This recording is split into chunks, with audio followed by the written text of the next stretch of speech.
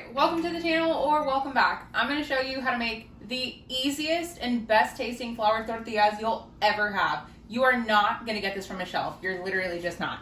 Alright, for the dry ingredients, we're going to do 3 cups of flour. There's 1, 2, and 3. Then we're going to do 1.5 teaspoons of baking powder. 1.5. Give that a little mix together. Now we're gonna add the fat. So I've tested this recipe with butter, olive oil, and some pork fat, and all of them seem to work just as fine. So whichever one you have. 4 tablespoons of pork fat is what I'm gonna use.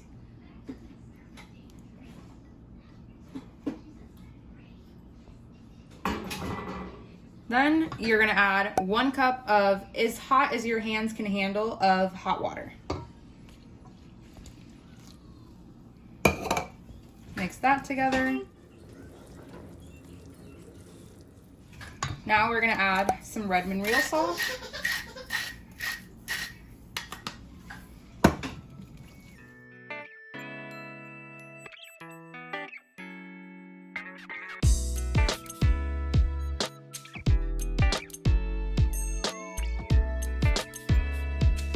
Now that our dough's formed, we're gonna go ahead and take that out, add any of the excess flour onto your counter.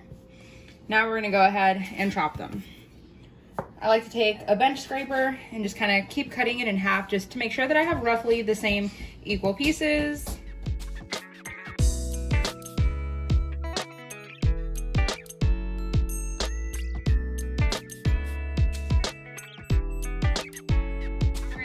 Let them rest with a dishcloth over them for 20 minutes. So now our tortillas have rested nice and well, so we're just gonna go ahead and put a little bit of flour down and then just start rolling them. I like to keep just a little side part of flour here.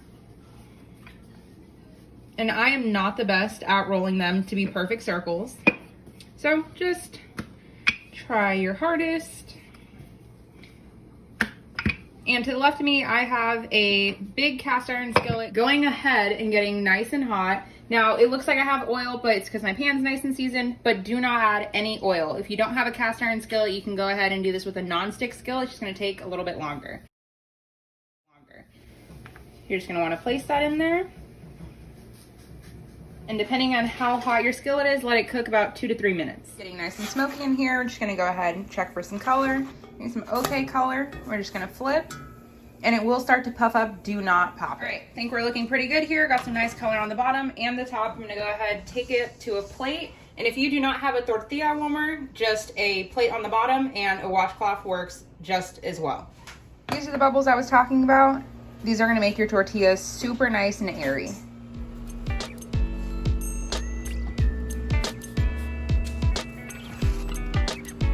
Super tender, super soft.